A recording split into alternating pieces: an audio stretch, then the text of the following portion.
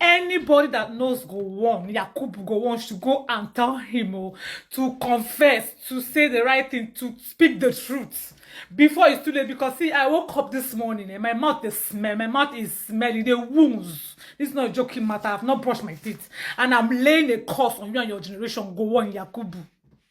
Ever since you released this your stupid memoir, this your book, all the lies you've been telling on Arise TV, plus the fact that some idiots came and been launching your book for 3 billion, I have not slept very well. You reminded me of the wound. I keep seeing children in my dream, Biafran children crying. You have taken us back. You have taken me back, oh.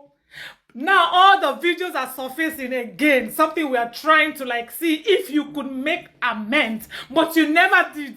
You stupid old fool. God will punish you. So you said you are claiming you shot at trees. You gave order to shoot at trees, palm trees. You never killed anyone. Go on. Look at the videos of some of the children you starved to death. You and Awolowo. Today, 30th of May. I just wake up. Go on. You and your generation will never. You will suffer. No matter the billions you have, you can never be happy. Your generation will never find happiness. You will find death. Your generation will find death. Death will not come. They will suffer like you. You will suffer unless you do the right thing. Ojukwu came out and granted interview. You can see him talking with confidence, with a heart of God, with honesty. He was so honest. But you, when Ojukwu pronounced, anytime, which time Ojukwu pronounced Abure Accord and narrated what happened, you will see in his eyes and his mouth. I know when someone speak the truth, that the man is saying the truth. But you came out even to pronounce Aburi, when it comes to Aburi Accord, the agreement, you will stammer, you try to skip, you will look for a story that they have constructed for you, Nigerian government have constructed for your people, people that are behind you, to bring out to Nigerians, to put it there. It will never be well with all of you people. You will suffer. Terrorists will finish your family. They will kill all of you. They will finish you. America will come. It will, everywhere will scatter. Watch and see. You never say anything. The Mazda Mikhail prophecy. It's not a joke. It's not a joke until that Aburi Accord on Aburi will stand until Aburi Accord agreement is attended to. Yes. Yes. Take a look at the video. I will put the video here. See what you did. Let it be haunting you. You are reminding us of our pain. Take a look at the video. Until Aburi Accord is acknowledged, until you acknowledge the fact that you broke the agreement, you did not keep to your part of the agreement. Hey, imagine, look at it, look at children. Look at Kwashoko, what you did to them. You starve them. You think your life is better? No, you will suffer. Your generation, they will suffer. People that are backing you up, they will all suffer. Take a look at the videos. Let me show you some videos of your handwork. Thank you, eh? In fact, Nigerians, Biafrans, this man must share this video. Let everybody see. So you have reminded us of our wound. You have reopened a fresh wound, a wound that we were trying to heal. Gowon Yakubu, the war criminal, you and Britain, you and Queen Elizabeth, all of them, they answer up in it because of oil, and a hatred for the Igbos. You even went to the extent and to kill, eliminate, committed more genocide after the war. You were saying you granted interview then that the Igbos should come back and reintegrate, but you had plans for them. You killed some in the airport. There were films made. There were films made about that. The history, people that was involved in the killing. You tried to eliminate Igbo. Go on. God will punish you. See, your generation will suffer. They will find death. They will not see death. They will suffer. Guys, watch this video. Watch it. Britain facilitated the massacre of up to 3 million people in Nigeria in the 1960s, and there are people alive today who remember its impact. How can you forget a massacre? How can you be alive during the time of a bloody genocide, survive it, and forget? No. American professor Uju Anya was born in Nigeria, and her family survived a war that was sponsored by the British Empire. Queen Elizabeth II, before she died, never once openly acknowledged what her government did on her behalf, in her name, to prop up her crown and to pad her coffers and her royal treasury, and never once said sorry. Dr. Anya was born in 1976 in the aftermath of this war.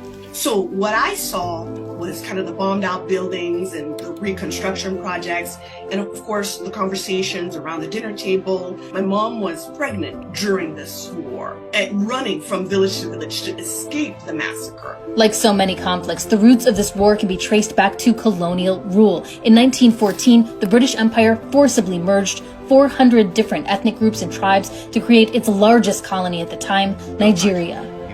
Take a look at this news report during the Queen's royal tour in the 1950s. These and many others marched slowly past the royal pavilion in salute to the Queen. Never before had such a magnificently comprehensive tribute been witnessed in Nigeria. Even after Nigeria gained independence in 1960, there were still people who felt they didn't want to be a part of this newly formed country. This desire to create the breakaway state of Biafra would set off a civil war that lasted nearly 3 years. Fight on, brave boys, fight on! Heroes of our fatherland, pursue the enemy, harass him, destroy the invader. In response, the Nigerian government imposed a blockade on Biafra, which cut off all food supplies to the area. In living rooms across the world, people watched news clips of children with bloated bellies and sunken eyes. 3 million civilians were massacred, and they were done so using guns and bombs and supplies provided by the British government, at which Queen Elizabeth II was head. You see, Britain had a stake in this. It backed the Nigerian government because it wanted to protect the oil investments that happened to be in Biafra's territory. This brutal legacy is another reason why the British monarchy and the Queen in particular have become symbols for many black and brown people around the world of colonial oppression. These are not just statues, these are not just figureheads, these are direct beneficiaries of centuries of abuse, human enslavement, exploitation, extraction of natural resources, political destruction and devastation, and till today, continued meddling in African affairs. Listen to us, read and learn, and join us when we ask the British government to recognize what they did to aid and support the Biafra genocide.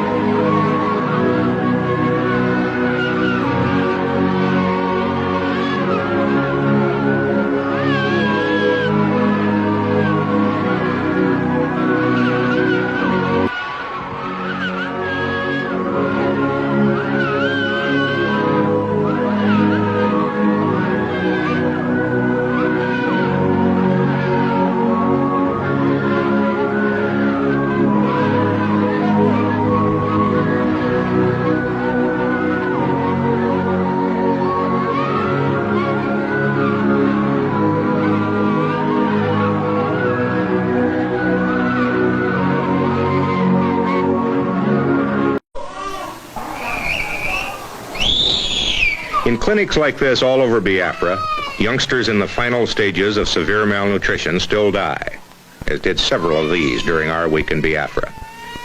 Not enough food is being flown in, not enough grown, and for many, what there is now just too late. This bush clinic is run by Father Kevin Downey, After 14 years in Africa, he and fellow missionaries were ordered to leave Biafra in 1967 by the Irish ambassador. They stayed, as did Protestants of other nationalities. And they, in the main, have been responsible for keeping Biafra from starving to death. How hard has the war been on the Igbo civilian population? How many people have died, would you think, Father? I would think that we've gone into the 2nd million.